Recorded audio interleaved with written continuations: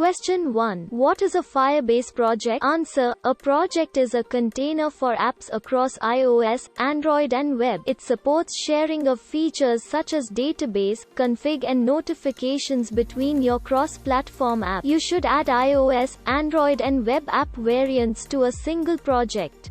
Question 2. Do I need to provide a SHA-1 when adding an Android app? Answer. A SHA-1 is only required if you are using either Firebase invites or Firebase dynamic links. Adding a SHA-1 to your project simplifies the Google sign-in configuration with Firebase authentication. If you're not using these features, you don't have to provide a SHA-1.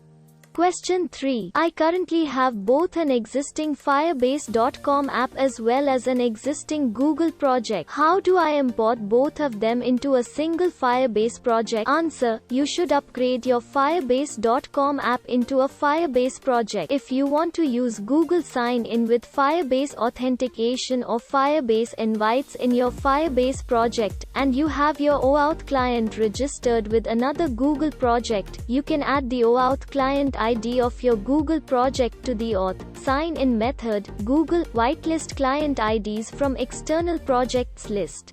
Question 4. How is my Firebase console language determined? Answer. The language setting for the Firebase console is based on the language selected in your Google account settings under Account Preferences, Language and Input Tools. The Firebase console is available in the following languages: English, Brazilian, Portuguese, French, German, Indonesian, Japanese, Korean, Russian, Simplified Chinese, Spanish, Traditional Chinese.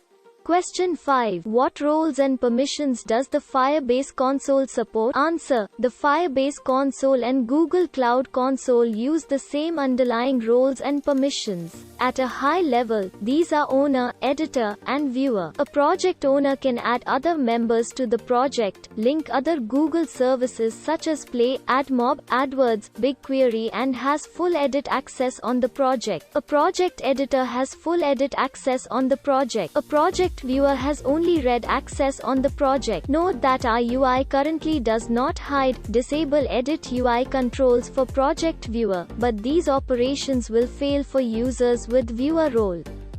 Question 6. What are the prerequisites for linking Play, AdMob, AdWords, BigQuery to my Firebase project? Answer. For linking your Play account, you need to be both a Firebase project owner and a Play account owner. For linking your AdMob app, you need to be both a Firebase project owner and an AdMob administrator. For linking your AdWords account, you need to be both a Firebase project owner and an AdWords administrator. For linking your BigQuery project, you need to be the Firebase project owner.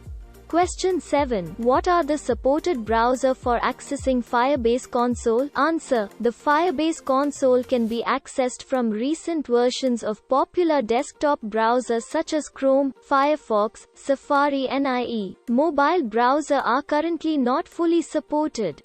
Question 8. What open source notices should I include in my app? Answer. On iOS, the Firebase pod contains a notices file which includes the relevant entries. Question 9. Why is Firebase Analytics a recommended part of using Firebase product? Answer. Firebase Analytics is a free and unlimited analytics solution that works with Firebase features to deliver powerful insight. It enables you to view event logs in Firebase, crash reporting, notification effectiveness in Firebase notifications, deep link performance for Firebase dynamic links, and in-app purchase data from Google Play. It powers advanced audience targeting in Firebase remote config, Firebase notifications, and more. Firebase Analytics acts as a layer of intelligence in the Firebase console to provide you with more actionable insights about how to develop a high-quality app, grow your user base, and earn more money. Firebase Analytics is a part of the core Firebase SDK. Integrating Firebase Analytics is fast and easy. Question 10. How do I segment users who have not met some criterion? Answer. You can reframe the problem by negatively targeting these users. For example, reframe the problem as don't show ads to people who have bought something, and form an audience of those users to target. Question 11. How do I control how my analytics data is shared with rest of Firebase? Answer. By default, your Firebase analytics data is used to enhance other Firebase and Google features. You can control how your Firebase analytics data is shared in your project settings anytime. Question 12. How do I create closed funnels? Answer. In Firebase Analytics, the funnels page only shows open funnels. To create closed funnels, the events that the developers create have to enforce this. For example, if the following flows are possible: flow 1, screen A, screen B, screen C, screen D, flow 2, screen X, screen Y, screen C, screen D.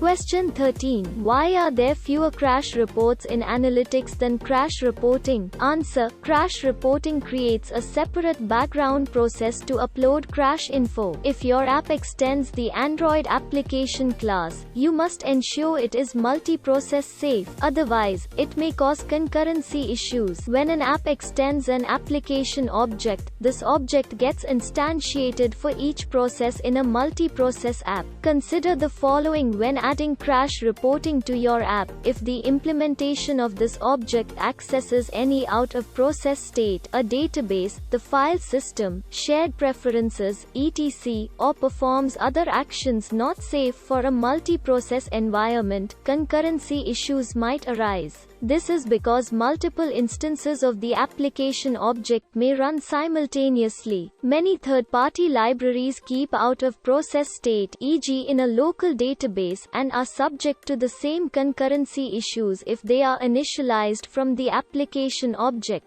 If your app fits this description and you plan to use crash reporting in your app, we strongly encourage you to consider moving the application logic to content providers, or to Android activities. Any application logic that is not safe for a multi-process environment can have unintended effects on your app. Crash reporting automatically exports captured errors to Firebase Analytics' app_exception event. Currently on Android, you may see a significant discrepancy between the number of crash reporting errors and analytics app_exception events.